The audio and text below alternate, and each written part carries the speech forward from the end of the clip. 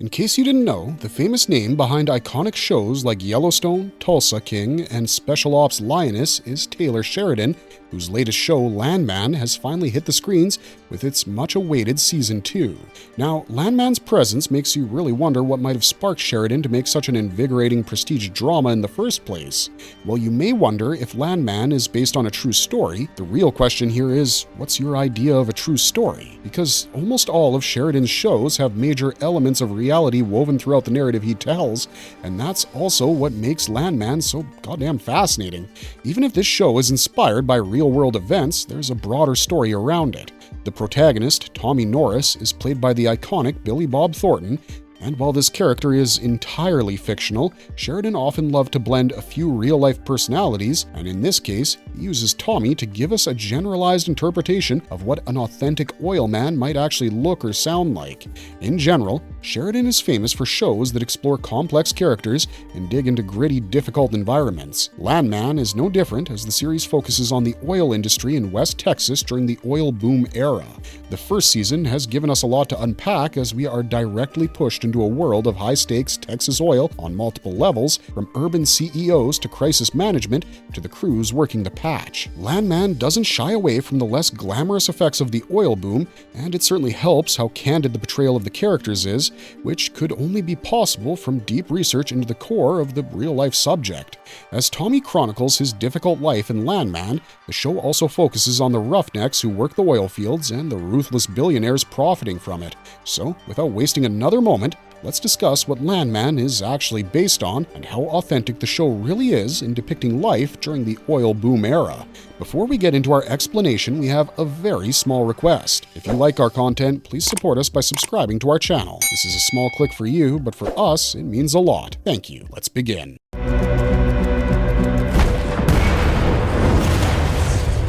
Landman is actually based on a podcast.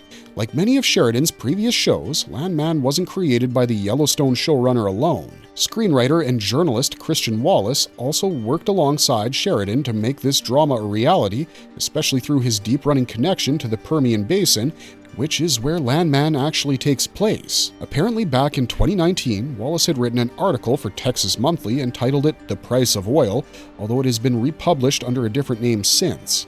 That article basically chronicled how the oil boom occurred and how it began to change the landscape of modern-day West Texas. From there, the outlet produced Boomtown, which, by the way, is a 12-part serial podcast that covers the stretch of the US 285, more popularly known as the Highway to Hell, simply due to the sheer number of deaths that have happened there from the tanker trucks since the boom began. In today's media landscape, podcasts have become just as worthy of adaptation as books, and Christian Wallace's Boomtown is literal proof of that. Located in West Texas and southeast New Mexico, the Permian Basin is one of the world's most productive energy hubs and oil hubs in the world. Boomtown plunges into the history of the Permian Basin, as Wallace also investigated the effects of the boom by interviewing roughnecks about the dangers of working on a rig, ranchers who were being exposed to highly potent greenhouse gases, and even teachers at Permian High School whose classroom sizes have become unmanageable due to the influx of families moving to the area.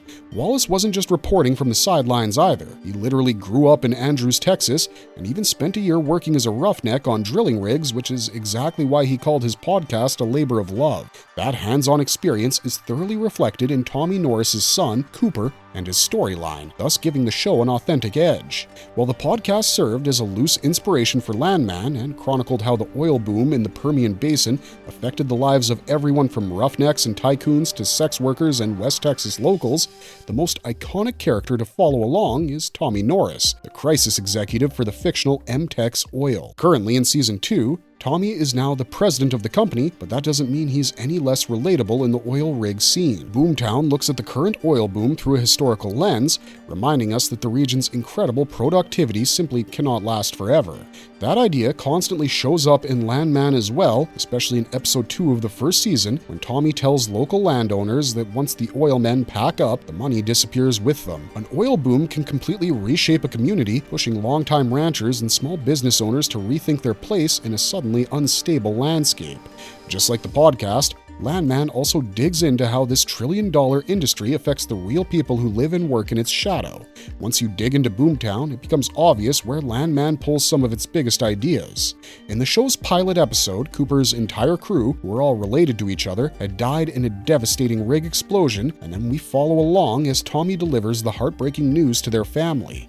That storyline mirrors one of the podcast's most emotional subjects, which was the Martinez family, who had lost 3 generations of husbands and fathers in a single accident. Boomtown also dives into local restaurants, which is a quirky part of the region's culture that had clearly inspired the bikini coffee shop we see in Landman's premiere. But even if Landman isn't exactly a true story, it's a series inspired by true events and the harsh way of living that many in West Texas, and any oil town for that matter, are forced to endure. It's definitely not easy work, and it can be incredibly dangerous, but then again, where there's great risk, there's also usually great reward.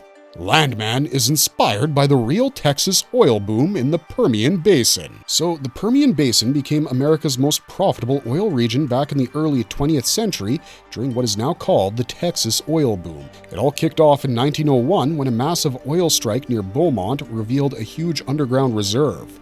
That discovery literally sparked a frenzy of land development unlike almost anything else seen in U.S. history. The changes that came from the sudden and rapid development flowing from the oil boom had numerous impacts, including reshaping the economic, social, and geopolitical aspects of the region. While the United States became the highest oil-producing country in the world, the changes in the state's landscape and infrastructure also affected the lives of its inhabitants. Despite the high risks involved in the oil industry, many people gravitated towards the economic benefits that were promised, and this too shaped the working ecosystem in Texas.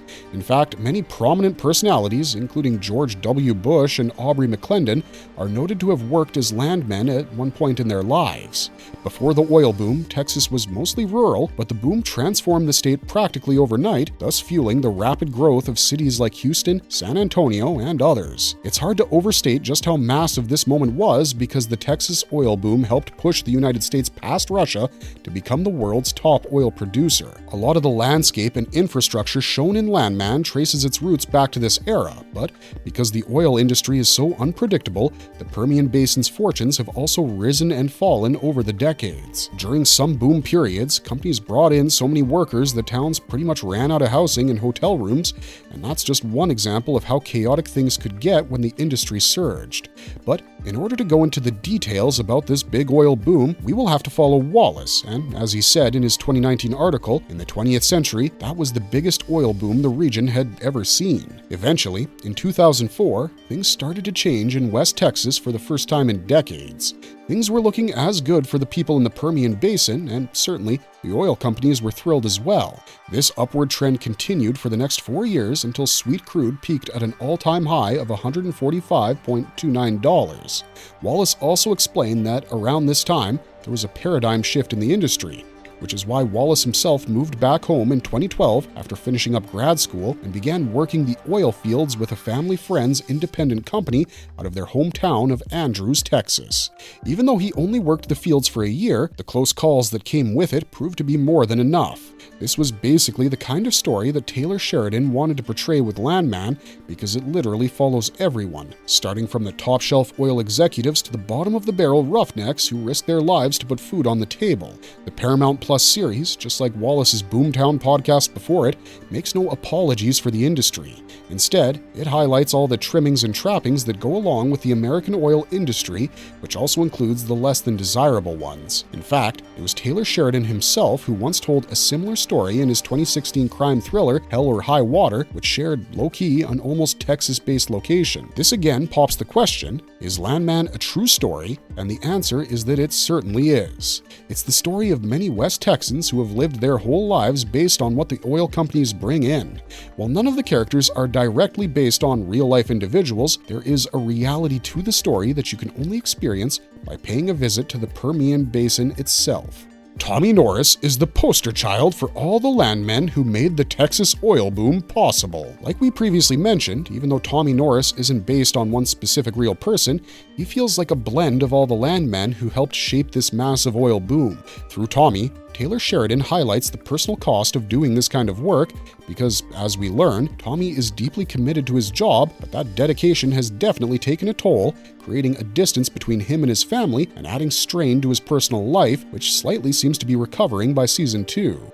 Billy Bob Thornton's character constantly struggles to juggle the demands of his career with the needs of the people he loves, because the oil business is a job where your time is very limited with the people around you. And so, part of this show is about that struggle to be a father and desperately wanting to be, but also having a lot of trouble doing it as well. Even though Tommy's story is fictional, the challenges he faces in the oil industry mirror the very real hardships people in the field deal with every day. Wallace also praised the show's accuracy, saying that when it comes to the work and the dangers on the rig, like risking life and limb, that it's all very, very real. Tommy's loyalty to MTEX Oil also reflects the kind of commitment actual landmen have to their companies, which aren't all that different from the fictional one in Landman. So, while the series isn't completely a true story, Sheridan clearly pulled from real-life experiences when shaping his characters.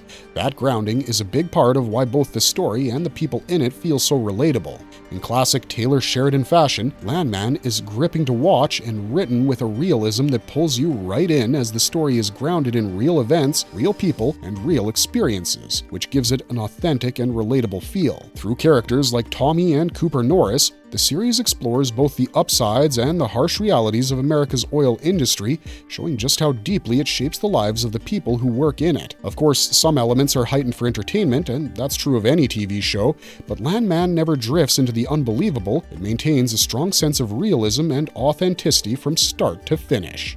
How much oil does the Permian Basin produce? So in order to answer this question, we have to get a bit more technical. According to a Baker Hughes study cited by NPR that tracks how many oil rigs have been active each week in the Permian Basin since 2011, the numbers actually do tell quite a story. The region hit its high point in late 2014 with 568 rigs running in a single week, but things dropped sharply afterward by falling to 134 rigs in the spring of 2016 and dipping even lower to 117 in 2020 right after the COVID-19 pandemic began. Ever since, the activity has slowly climbed back by reaching 348 rigs by June 2023.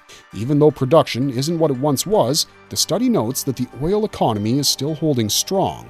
Since 2023, the number of active rigs has settled into the low to mid 300s, and there are a few reasons for that. Ongoing supply shortages and a lack of available workers plays a big part, but another major factor is that investors are now prioritizing cash returns over pushing for higher oil output.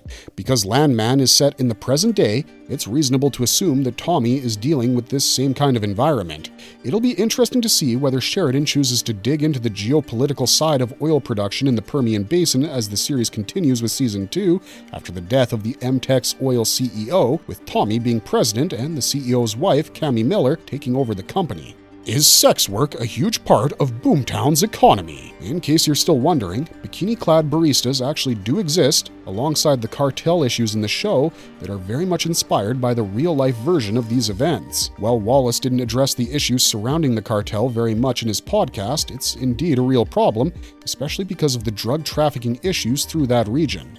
There's oil theft, and then there's equipment theft, and it's kind of the Wild West in certain ways out there, which makes the cartel part accurate. In Landman, the relationship between the cartel and the fictitious oil business MTEX is fictional, but even the makers of the show have alluded that it is in the realm of possibility. Coming to the sex work, there are details throughout the entire show that basically act as little call-outs from parts of the Boomtown podcast, and the most direct is the bikini-clad baristas serving coffee to some guys on their way to work in the oil field. In fact, Wallace and his team even spoke to some of these baristas for an entire episode of his podcast. As it turns out, sex work is a huge part of any boomtown, and automatically, it's part of the economy. It's a big part of what happens in real life as well. Unfortunately, that brings us to the end of this marvelous video. Have you guys seen the first 2 episodes of the new season of Landman yet? If so, what's your verdict on Tommy's new role in MTEX Oil so far? Also, do you think Cooper's on his path to become the land's next big shot? Let us know your thoughts and theories in the comments section down below. As always, if you enjoyed this content, don't forget to leave a like and subscribe to us if you haven't already. But otherwise, thanks for watching, stay safe out there, and have a marvelous day. Oh, okay, that's what this has been. Oh, yeah, come on, buddy.